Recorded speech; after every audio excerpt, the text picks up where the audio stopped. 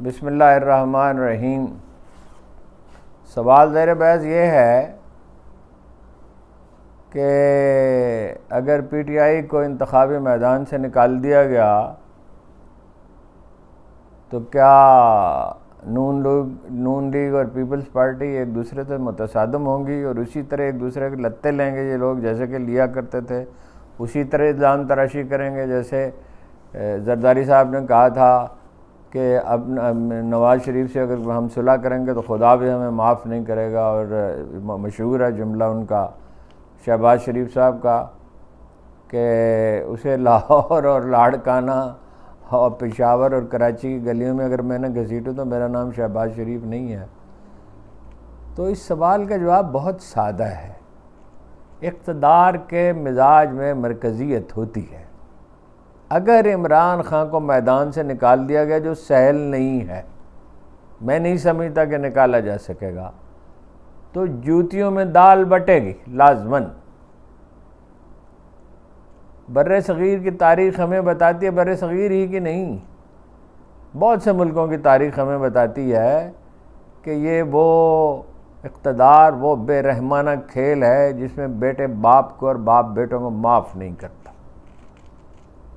ظہیر الدین بابر کا دل بڑا تھا، چنانچہ ہمایوں خزانے میں سے کچھ جواہرات لے گیا بدخشاں جاتے ہوئے تو اس نے اسے معاف کر دیا اور کبھی اس کا ذکر ہی نہیں کیا۔ لیکن اکبر کے خلاف اس کے بیٹے جہانگیر نے بغاوت کی تھی، جہانگیر کے خلاف شاہ جہاں نے بغاوت کی تھی، شاہ جہاں کے خلاف اورنگزیب عالمگیر نے بغاوت کی تھی، جو دار شکوہ کو اپنا جانشین بنانا چاہتا تھا، جو مسلم بر صغیر کو گوارا نہیں تھا۔ یہ تاریخ کا وہ باب ہے جس کے بارے میں بڑی غلط فہمیاں پائی جاتی ہیں۔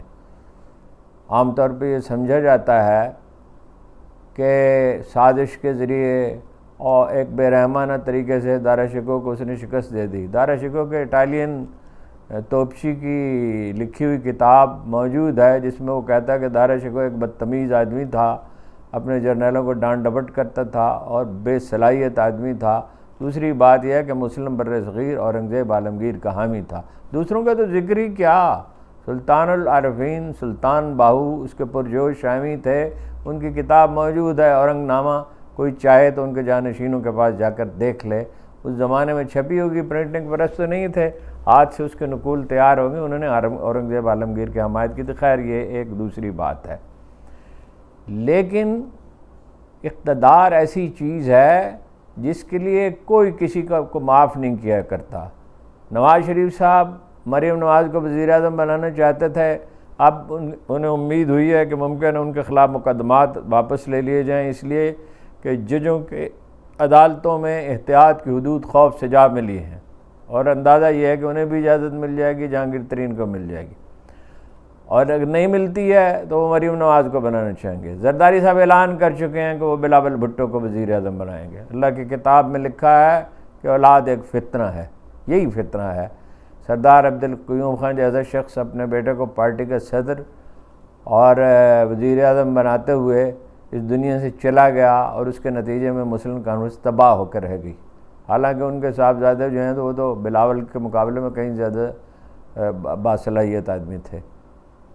دوسری گزارش یہ ہے، یہ آپس میں لڑیں گے، اس میں تو کوئی شبہ ہی نہیں ہے، اور صرف یہی نہیں لڑیں گے، مولانا فضل الرحمان اپنا حصہ طلب کریں گے، ہر شائلاک اپنے حصے کا 1 پاؤنڈ گوشت طلب کرے گا۔ اصل مسئلہ یہ ہے کہ اس جنگ میں، اس اقتدار کی اس کشمکش کے نتیجے میں سیاسی استحکام اور امن قائم نہیں ہو سکے گا، ساری دنیا آپ کو بتا رہی ہے نہیں ہوگا۔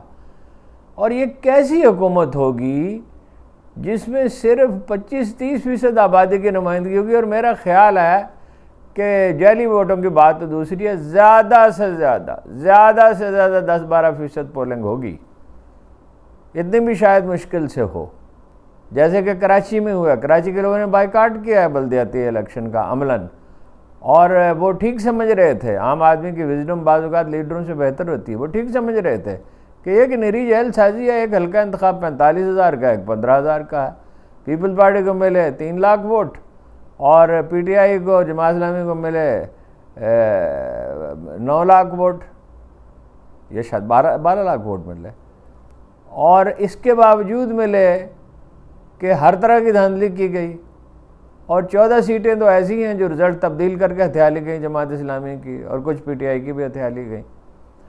تو ایسے الیکشن سے کوئی سیاسی استحکام نہیں آئے گا، اور آپ کی معیشت جو ہے وہ موم بتی کی طرح پگھل رہی ہے، اور یہ اس طرح کی حکومت اگر قائم ہوئی تو اس کی عمر چند ماہ سے میرے خیال میں زیادہ نہیں ہوگی۔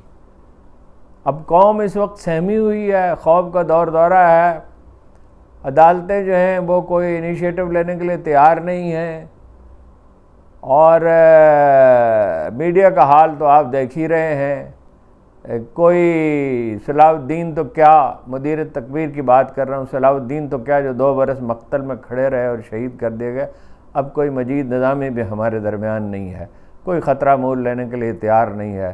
اشتہارات کی بارش ہو رہی ہے اور میڈیا پر سے لوگوں کو اعتبار اٹھ گیا۔ گنتی کے لوگ ہیں جو سچ بولنے کی کوشش کرتے ہیں، وہ زیر عتاب ہیں۔ کچھ ملک چھوڑ گئے، ارشد شریف شہید ہو گئے، اور باقی کوئی جو لوگ ہیں وہ کچھ چھوڑ جائیں گے، کوئی ملک سے باہر چلے جائیں گے، اور کچھ ممکن ہے جرنلزم ہی کو خدا حافظ کہہ دیں۔ مگر یہ جو منصوبہ بنایا گیا یہ کسی طرح بھی قابل عمل نہیں ہے۔ جن لوگوں نے یہ منصوبہ بنایا ہے وہ پچھلی صدی کے وسط میں کہیں رہ رہے ہیں، جب چودھری ظہور الہی پہ بھینس چوری کا مقدمہ بنایا جاتا تھا، بھٹو پہ ٹریکٹر کے استعمال کا مقدمہ بنایا جاتا تھا، چودھری ظہور الہی صاحب کی زمین پہ قبضہ کر لیا گیا تھا جو بہت بعد میں انہیں ملی ہے، نوابزادہ نصر اللہ خان کے پلاٹ پہ قبضہ کر لیا گیا تھا جو 20-25 برس کے بعد انہیں ملا۔